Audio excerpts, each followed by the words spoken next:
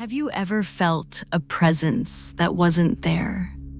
Heard a whisper in the silence, or seen something in the dark that defies explanation? Today we delve into two accounts where ordinary moments turned into encounters with the extraordinary. Prepare to question everything you thought you knew about the veil between worlds. Our first story takes us to a seemingly ordinary hotel in Australia where a relaxing night took a terrifying turn for a couple. Then, we'll journey back in time to Colonial Williamsburg, a place steeped in history, where a ghost tour revealed more than just old tales. These are not mere campfire stories. These are personal experiences that left an indelible mark on those who lived them. It had been a long time since I had posted anything like this, thankfully. It's been a pretty uneventful 2 years. However, something happened to my husband and I that I cannot explain. We were in Adelaide for the week and staying at the Crowne Hotel. We have stayed there a number of times and not had any issues. This particular trip, we had had a big day and didn't much feel like going out of our room, so we stayed in and watched Bad Boys 2 on TV. When the movie finished, my husband randomly blurted out, "Where did Satan come from?" He is a new Christian and often asks me questions about Christianity, God, and the devil, so it wasn't a shock to me. I explained how Lucifer used to be the angel of music and so forth. Satisfied with my answer, he held my hand and I drifted off to sleep. I laid there, and just as I got comfortable, I heard a noise on the balcony. We were on the 12th floor. The room was ever so slightly lit by the city lights. I looked over my silent husband towards the balcony, and when I looked back towards the dark ceiling, there it was. It was a black blob at first on the ceiling. I thought my eyes were playing tricks on me. Then the blob got bigger, as if it was coming towards me. I closed my eyes tight and turned my head towards my husband on my right. Then I felt a warm breath on my left cheek. I turned my head back and opened my eyes to the black blob, which now had a face and was about 5 inches from my face. His eyes were dark red. His face was covered in black hair. He was panting and staring at me with so much hatred. I'm not sure what makes me think it was a man. Perhaps the size and the hairy face. Certainly didn't feel human. I was frozen with fear. I felt as though I didn't even have control of my eyes to break the stare he had with me. I somehow had control of my hand all of a sudden and gripped my husband's hand, which was still interlocked with mine, startling him. The thing moved off me, and I lay there blankly staring at the ceiling, breathing heavy. I then heard my husband say, "What the fuck is that?" and his grip get tighter on my hand. I snapped myself out of my blank stare and watched my husband shuffle up the bed with his back to the headboard. There was just enough light coming in from the city outside to see he had an absolutely terrified look on his face.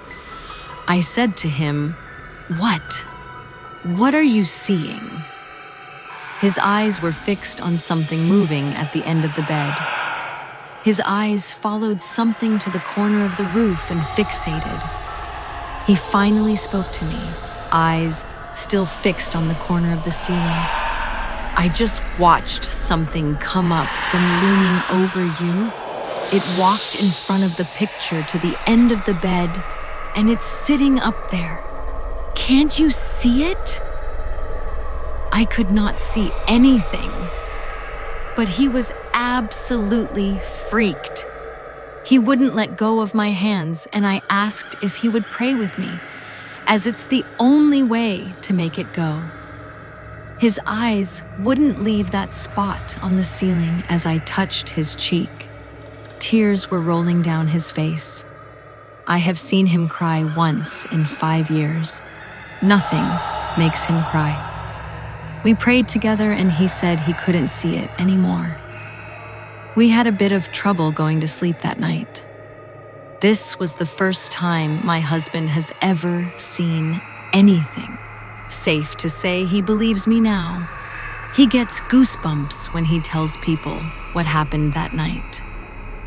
The unexplained, whether a demonic vision or a ghostly presence, can shatter our perceptions of reality. From the confines of a hotel room, we now travel to a place where history and hauntings intertwine. Colonial Williamsburg. I've always been interested in the paranormal, so when I was looking up things to do in Williamsburg, the Colonial Ghost Tour immediately caught my eye. I was thrilled. Instead of listening or reading ghost tales, I would finally be a part of a real one. Typing that out makes me laugh because I didn't know then how true that statement would be. I went with my friends. There were 5 of us altogether on the tour. It was neat, as we were near the historical college of William and Mary. The structures that surrounded us dated centuries ago, fit snugly in cute little blocked-off areas. The area we were in varied from dated shops, pubs, restaurants, tourist attractions blended in with college life. We went late at night, of course, around 7 or 8 with a large group. The tour guide was young and well-informed, and she told every story with detail. There were stories of ghost soldiers, of an apparition of a reformed Indian boy running across an open field that scared a college jogger, an underground vent that terrified a disbeliever with a menacing laugh, and even a girl that committed suicide during exams, known to ask the students in the girls' bathroom whether they passed or failed. Out of all of them, though, I was afraid of the one from the first half of the tour. It was the last house, still freaked, at the end, about 2 to 3 stories tall and made of wood. It was regal, yet dark, but it had a tree as tall as the house to its left that was all twisted and bare. From what I remember, before what happened, the tour guide spoke to us in a quieting tone. She said the woman that had lived there, one of the original owners, was a slave owner during the Civil War. She was awful to them when her slaves came back from the war with nowhere to go. She tortured them for that. People were scattered on the lawn from other tours as she was telling this tale, taking pictures and braving whether to knock on the door. Now we were all already freaked out because the pictures of her in them all had an orb right behind her. She said it was like that after she made the mistake of breaking the rules and knocking on the front door during one of her tours. Lo and behold, during our tour, a man captured that orb right behind her, clear as day.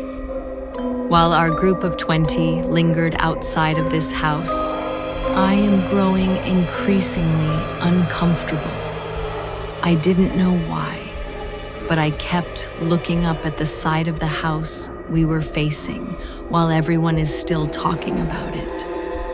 It was so dark, and the windows were pitch black with little to no reflection. But something bothered me. I couldn't stop looking, and I kept telling one of my friends on the tour we should leave. He laughed at me, of course, and asked what the deal was. I looked up at the window and he just starts taking pictures of it. My fear became a weight when he showed me the pictures. In one of the photos, you could clearly make out a face in the window I was staring at.